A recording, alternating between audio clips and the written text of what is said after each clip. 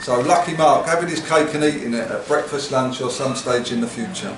Disclaimer, please note that this isn't a review. The only truly factual pieces of information in the following reports are the places are real, the people are sort of real, although the names have been changed occasionally to protect the innocent, and the guilty, well, they be damned. They know who they are and can go fuck themselves. Any food or cakes mentioned have been eaten 100% by Lucky Mark, and spends a fair portion of his time driving an iconic London black taxi cab. Inspired and influenced it by the skinny, orthorexic, six-pack Instagrammers who have rebelled against the dismal, depressing shite, what we oldies currently call the news, and have taken lovely photos of food, but quite a lot of the time don't actually eat it, have bucket list type holidays, dress in the latest fashions, and seem to be thoroughly enjoying themselves. And yes, Mark is on a diet. Extremely nice diet though, to be fair.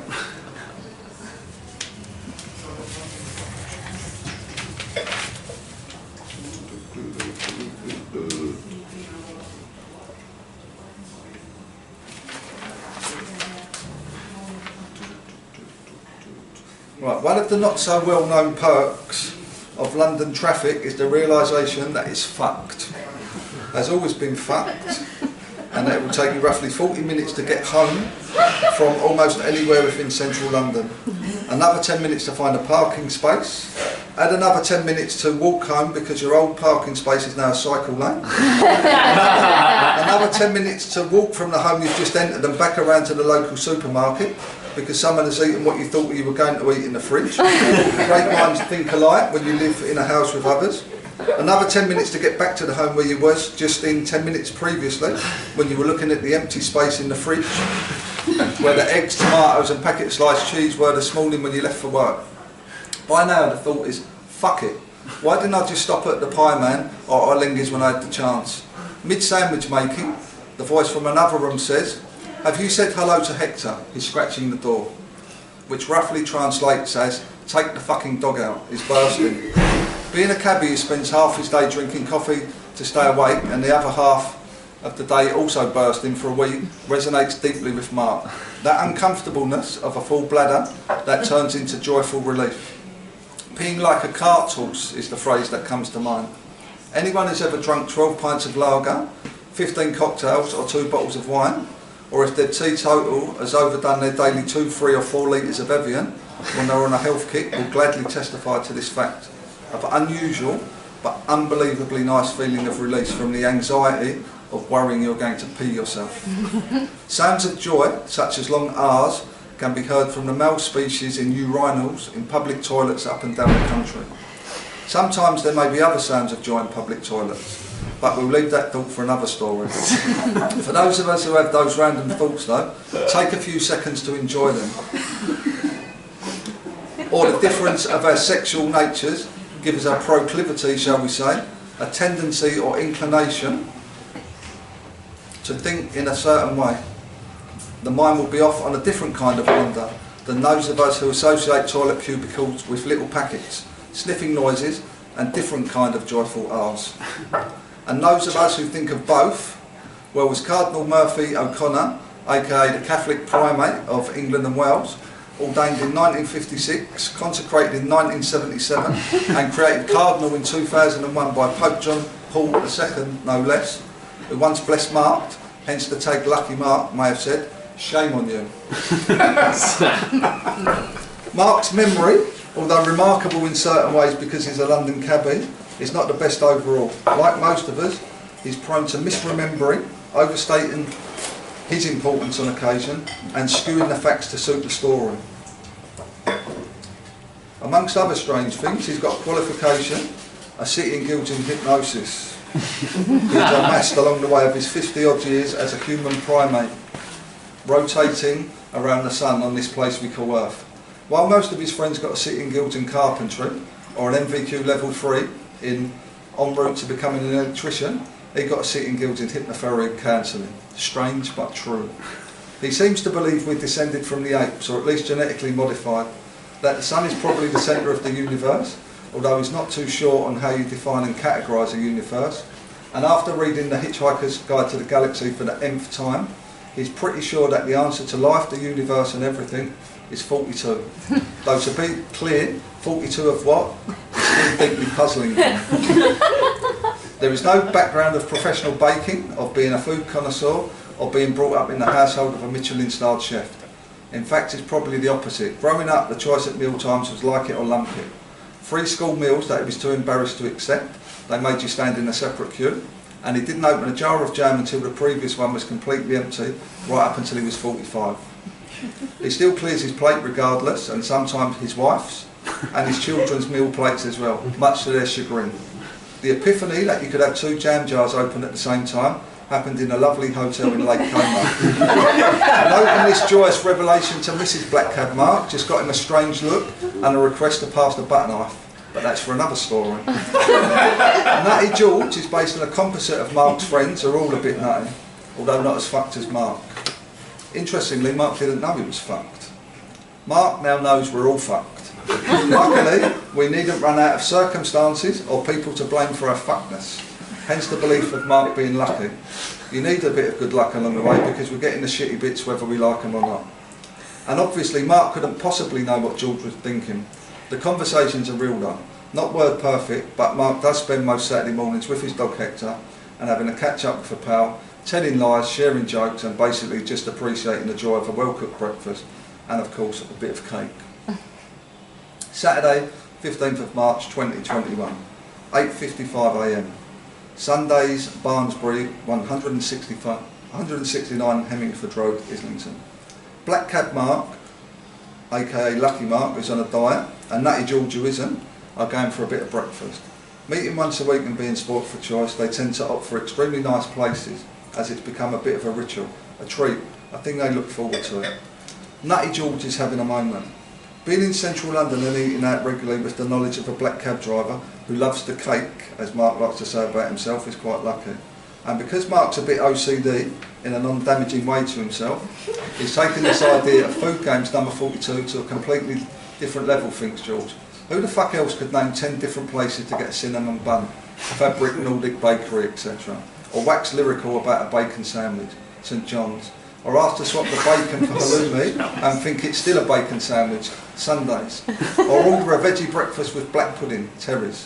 Or extra toast with everything. I know it's not on the menu, I can see it says bread, but can you toast it please? Brother Marcus. Just go and ask the chef, please. George's concentration is broken by the sound of Mark nattering on about nothing in particular. What's that phrase? If you know, you know, laughs Mark. And if you don't know, get to know. George finishes the sentence off smiling and looks at the queue beginning to form, already a good 30 yards or so down the street. The social distancing malarkey makes the queue seem even longer than it normally is. Mark continues talking. Remember the first time we braved the queue and got to try the breakfast, and we sat in awe of the Instagram kids moving the plates around the table like a conveyor belt, sharing all the different dishes they had ordered. Influencers, Mark, they're called influencers. Influenced us, didn't they? We ordered 2 full English breakfasts, extra toast, a full portion of sweet French toast with compote, cream and dusted in sugar, and another dish of pancakes, bacon and maple syrup. I'm pretty sure the French toast had maple syrup as well, didn't it?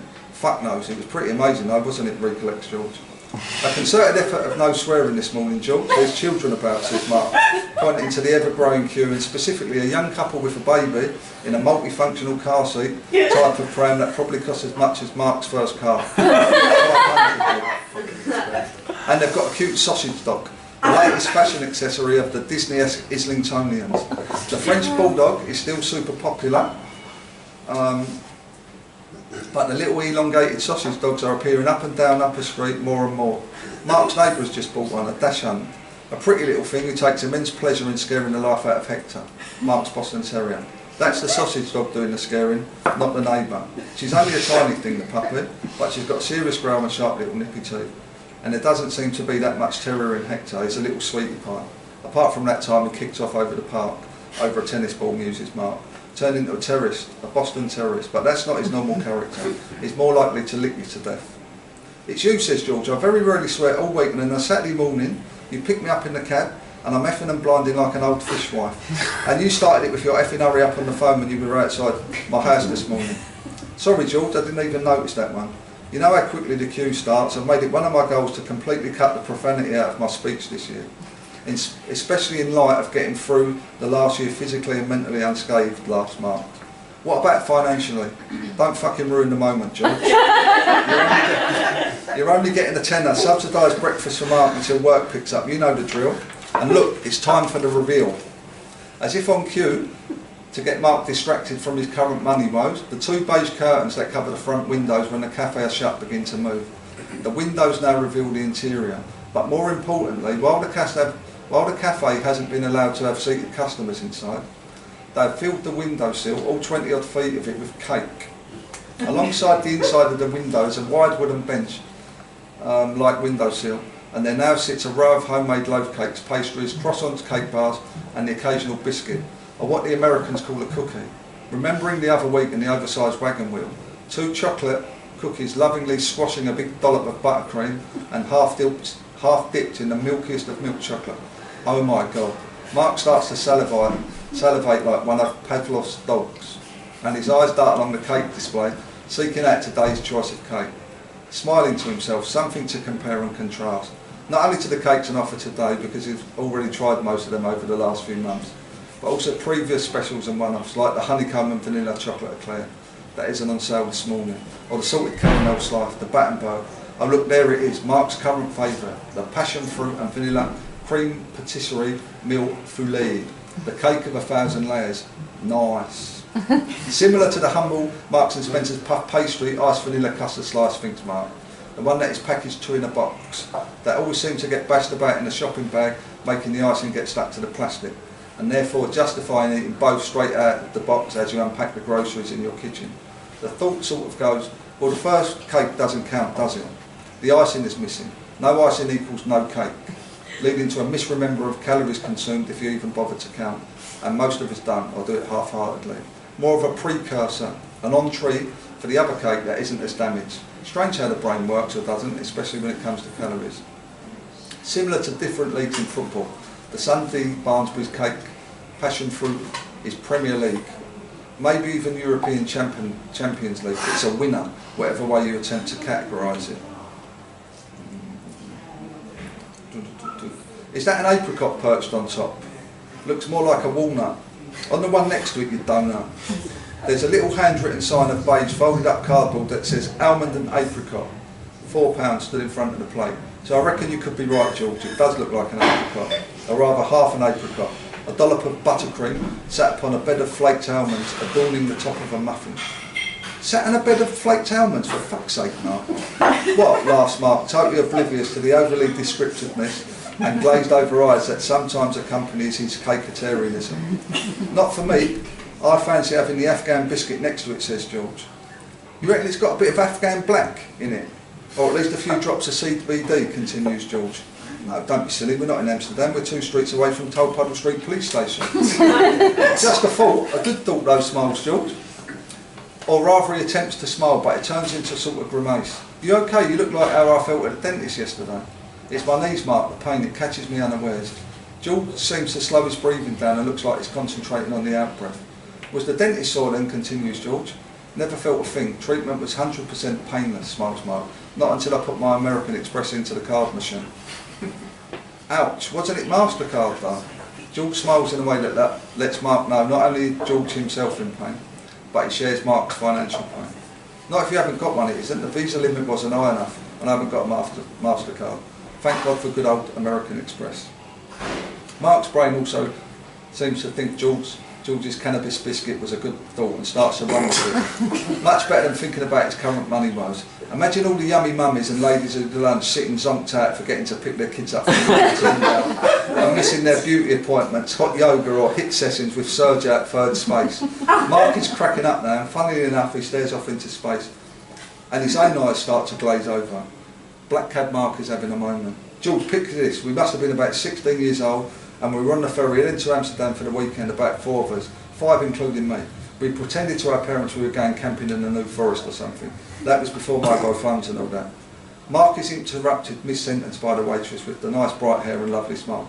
Thankfully, thinks George, as he must have heard this same story or a variant of it 1,000,000 times.